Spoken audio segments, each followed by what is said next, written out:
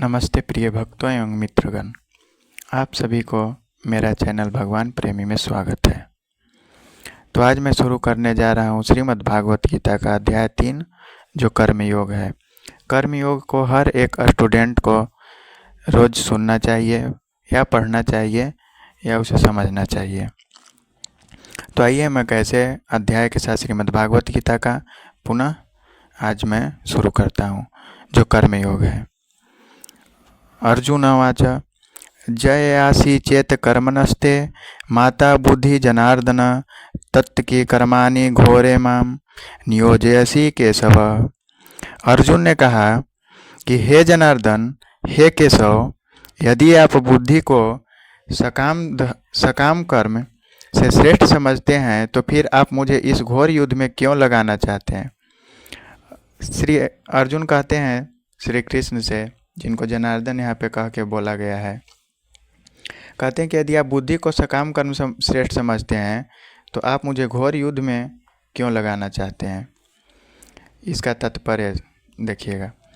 श्री भगवान कृष्ण ने पिछले अध्याय में अपने घनिष्ठ मित्र अर्जुन को संसार के शोक सागर से उबारने के उद्देश्य से आत्मा के स्वरूप का विशद वर्णन किया है, जो पीछे हम आप लोगों को समझा चुके हैं।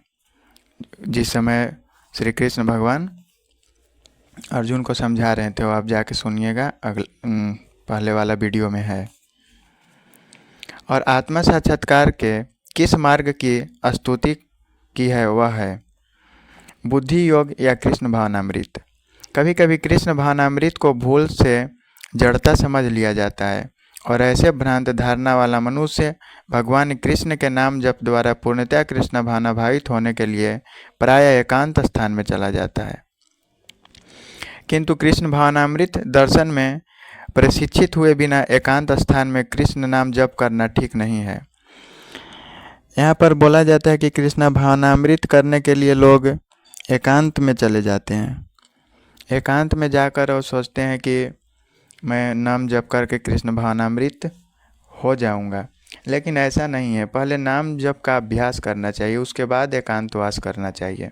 जैसे में इसको हम विद्यार्थी से रिलेट करते हैं कि पहले विद्यार्थी को पढ़ने लिखने का आदत डालना चाहिए, उसका मन बनना चाहिए, तब उसे एकांतवास या कहीं जो अभी के समय में लोग रूम लेके रहते हैं, पटना में हो गए, गया में हो गए, जहानाबाद, कहीं भी अपने गांव से निकल कर जाते हैं शहर में और रूम लेकर रहते हैं, जिसको हम एकांतवास से रिलेट कर सकते हैं।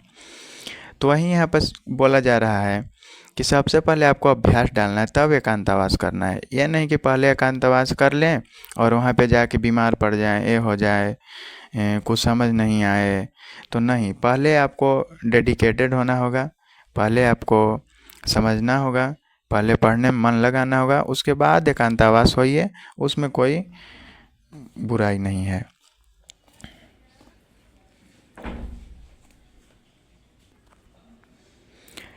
इससे अबोध जनता से केवल सस्ती प्रशंसा प्राप्त हो सकती है।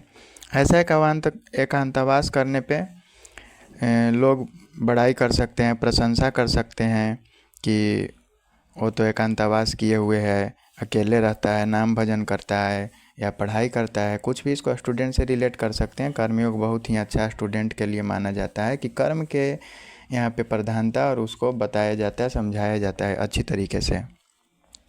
तो वही बोला जा रहा है कि इससे अबोध जनता से केवल सस्ती प्रशंसा प्राप्त हो सकती है।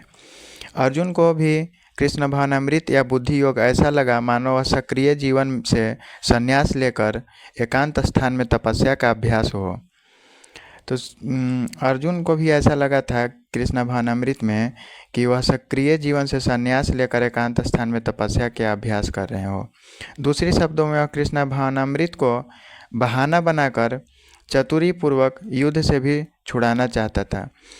श्री अर्जुन चाहते थे कि हम एकांतवास कर लें, कृष्ण भावनामृत ऐसा दर्शन, मतलब कहें कि कृष्ण भावनामृत में लगे हुए हैं, नाम जप कर रहे हैं, ये सब कर रहे हैं। तो यहाँ पे उनका लालच भी दिख रहा था कि वो खुद को, मतलब चाहते थे कि वो युद्ध से युद्ध से छुड़ा ले खुद को, मतलब युद्ध ना करें, क्योंकि उनके विपक्ष में उनके परिजन, गुरु सभी लोग थे।